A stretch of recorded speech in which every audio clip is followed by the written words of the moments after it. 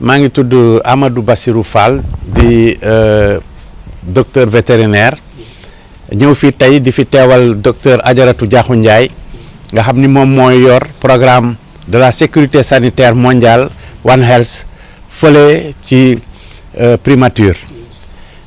mu sant ma ñëw wuy si woote bi nga xamante ni ndawul ministère de la santé di directeur Bara Gaye muy koo xamante ni ñëpp ràññee nañ ko ci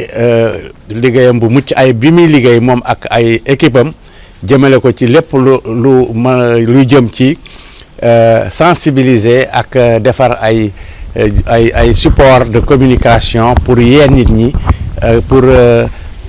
xiir nit ñi ci ñu dem wuy ji programme de vaccination yi nga xam ni yëpp moom la ministère de la santé am mbir mi nag li ko waral mooy Covid-19 xam ngeen ni Covid-19 ñaari at a ngi nii ñetti at a ngi nii ci gannaaw mu nekk jàngoro bu doy waar bu lëmbale àddina mais muy jàngoro boo xamante ni tey yàlla jox na doomu aadama kartan pour mu mën koo maîtriser directeur Bara Gaye wax na ko sànq njiitu réew mi di président de la république Macky Sall lépp loo nga xamante ni lu ci waran la def na ko bi jàngoro bi ñëwee ci réew mi ministère de la santé tey def na liggéey bu rëy ànd ceeg partenaires techniques et financiers yi ànd ci également ak experts yi nga xamante ni ñoo yëngu ci lépp luy communication ànd ci tamit ak askan wi muy loo nga xamante ni tax na ñu wàññi xadaru Covid-19 ci suñu réew li ñu tax a ñëw fii tey mooy yeesal jumtukaay yi nga xam ni moom la ñu defaran démb pour sensibiliser population yi pour ñu dem ñàkku ji ministère de la santé def na ay spot yu jàll ci télé bi def nañu ay affiche taf ko ci car rapide yi taf ko ci bus yi loolu yëpp liñ ci jublu woon mooy xiir nit ñi ci ñu dem ci béréb yi nga xam ni ministère de la santé moo leen yilif pour ñàkk fa ñàkk contre Covid-19 ñàkk bi nag directeur wax na ko amul fay président de la république nee na ministre de la santé na vaccin yi doy ci centre de santé yi képp ku ñëw pour ñàkku tamit du fay dara kon li ñuy séenu ci population yi mooy ñu dem ñàkku ji fexe ba ñi ñàkku ëpp fuuf ñi ñàkkuwul loolu mooy li nga xamante ni moom la ministre de la santé joxe comme ndigal pour que ñu mën a aar population Sénégal contre Covid-19 muy jàngoro bu doy waar di jàngoro boo nga xamante ni lim fi faagaagal bu bëriwul tamit bañ koy dund metti woon na lool waruñoo baisser la garde maanaam xeex bi ñu xeex Covid-19 dafa war a nekk loo xamante ni saa yu ñu xëyee ci loolu la ñuy nekk nit ñi war nañu dem ñàkku ji nit ñi war nañoo respecter consignes yi nga xamante ni ministre de la santé joxe woon na ko lañ daan wax nit ñi nañ ko comporté woo ba fi Covid bi nekkee war nañoo fexe ba comportement yooyu ñu saxal ko nuyoo bu métti bi matu ko war nañuy sol masque kuy touché tamit am na noo xamante ni ministre de la santé waxal na la ne noonu nga ko waran defee war nañoo fexe ba dem ñàkku ji doon loo xamante ni dañ koy farataal ndax loolu dong moo fi mën a jëlee feebar bi yow soo ñekkoo aar nga sa bopp wante aar nga sa waa kër aar nga ñi ngay bokkal liggéey bi aar nga sa askan kon dem ñàkku ji acte citoyen la képp koo nga xamante ni citoyen sénégalais nga ngay patriote bëgg réew mi jëm kanam da ngay jóg dem ñàkku ji ndaxte feebar Covid-19 bi jàngoro bu aay ci mag ñi la jàngoro bu aay ci jigéen ñu wérul ñi la ba tax na ministre de la santé nee na taux de couverture vaccinale bi dafa tuuti il faut que ñu yokk ko partenaires techniques et financiers yi ñi ngi taxaw di ko ci jàppale. Président Macky Sall joxe na ay ndigal pour que budget bi li ci war yëpp ñu def ko ci ba ñàkk bi kenn du fay dërëm loolu mooy li nga xamante ni moom lañ bëgg na wax askan wi waruñoo baisser la garde maanaam xeex bi dañoo war a continuer di ko xeex ndaxte bu dul Covid 19 tamit am na yeneen jàngoro yoo xam ni ministre de la santé dans le cadre du PV mi ngi xiir ni population yi pour ñu dem ñàkku contre maladie yooyu. waaw rumeur moom day yàq waaw rumeur day yàq xelu nit ñi mais vaccin bu ko ministre de la santé autorisé c'est que dafa nekk d'abord qualité ministère de la santé am na responsabilité boo xam ni ak ay kuréel yoo xam ni seen liggéey mooy saytu vaccin xool ndax vaccin bi qualité la wala déet muy soog a dugg ci réew mi autorisation boobu ministre de la santé di joxe du ko joxe tant que kàngamam yooyu neewuñu ko madame le ministre vaccin bi baax na kon vaccin yi fi dugg ñu yóbbu ko ci poste de santé yi dañ koo testé ba xam ni baax na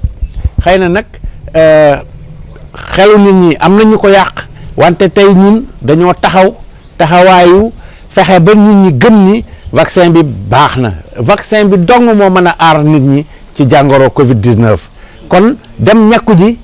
ku muus da ngay dem ñàkku aar say waajur aar sa bopp aar sa soxna aar say doom loolu mooy réflexe bi nga xam ni ñëpp moom la ñu war a am te lii sax mën naa ni wareef la pour képp koo xam ni doomu réew mi la nga dem ñàkku ji contre Covid 19. Lamine Bara Gaye, directeur du SNEIS, Service national éducation information sanitaire et sociale. Oui, nous sommes présents aujourd'hui à Thiès pour un atelier de 3 jours qui consiste à la production mais à la réactualisation des supports de communication dans le cadre de la lutte contre la Covid. Vous savez que notre pays a mené un combat important dans le cadre de la lutte contre la pandémie et on a constaté également ces derniers mois une résurgence encore de foyers de Covid dans le monde, mais également même quelques balbutiements dans notre pays. Et c'est dans ce cadre-là qu'aujourd'hui, grâce à l'accompagnement des partenaires, dont Breakthrough Action, USAID, nous tenons aujourd'hui un atelier de 3 jours qui regroupe toute la plateforme depuis le secrétariat permanent du One Health, mais également tous les autres départements sectoriels qui sont engagés dans le cadre de cette lutte, notamment la santé, l'élevage, l'agriculture et tous les autres départements sectoriels, leurs représentants sont présents. Et à l'issue de ces 3 jours, des supports de communication seront réactualisés et produits, ce qui nous permettra de continuer cette vaste campagne de communication, d'information et de mobilisation de nos compatriotes pour toujours l'adoption de bons comportements par rapport à cette pandémie. Et nous restons convaincus que, compte tenu de l'expertise qui est réunie ici, des supports de qualité seront produits et c'est l'occasion pour nous aussi, au nom de Madame le ministre de la Santé et de l'Action sociale, de remercier le partenaire Breakthrough Action qui nous accompagne pour la tenue, pour la prise en charge de cet atelier-là. Et je pense que, comme je l'ai dit tout à l'heure, la pandémie, certes, avait à un moment donné baissé, mais aujourd'hui c'est toujours l'occasion pour nous de continuer encore la vigilance pour apporter la riposte pour que dès le début de cette année 2024 que nous puissions arriver à l'éradication totale de la pandémie. Et c'est l'occasion toujours pour nous de lancer un appel aux compatriotes d'être toujours vigilants à chaque fois que de besoin de respecter le port de masque et d'éviter également tous les comportements qui pourront participer à la propagation du virus. Oui, vous savez, aujourd'hui, avec les déplacements des personnes à travers les avions, les voies terrestres, aériennes, tout ça, nous devons toujours rester vigilants. C'est pourquoi le dispositif de surveillance, mais également de riposte, est toujours en vigueur au niveau des portes d'entrée, que ce soit à l'aéroport, au niveau des ports, etc. Mais nous devons toujours rester vigilants parce que la maladie n'a pas encore quitté notre pays. C'est ça aussi la vérité. C'est pourquoi nous travaillons à produire ces supports-là pour ensuite passer à l'offensive au niveau de la communication. Oui, la vaccination est toujours de rigueur. Nous avons toujours des stocks de doses qui sont dans les structures sanitaires. Et nous continuons toujours la communication. Et les partenaires sont toujours à nos côtés également pour nous accompagner. Et les services du ministère également. Partout, il y a encore des doses de vaccins qui restent encore disponibles. C'est pourquoi je voudrais dire que tout le dispositif est en place, que ce soit la surveillance, que ce soit la vaccination. C'est pour ça que nous continuons ce dispositif-là pour dérouler dès le début de cette année-là, continuer ce dispositif de communication et de mobilisation sociale. Mais qu'est-ce qui vous permet de croire que vous allez réussir? Ah oui, mais nous restons toujours optimistes. Il faut reconnaître aussi que notre pays quand même a mené un combat sans répit contre le virus. Et nous continuons encore ce combat-là. C'est vrai que nous avons laissé des vies dans cette pandémie, à l'instar de tous les pays du monde. Mais le Sénégal, quand même, grâce à la volonté politique des autorités, grâce à l'engagement des personnels de santé, mais grâce à l'accompagnement également des partenaires, nous avons quand même tenu tête à ce virus. Et c'est pour ce travail de combat contre le virus que nous menons également à travers cet atelier de production de support.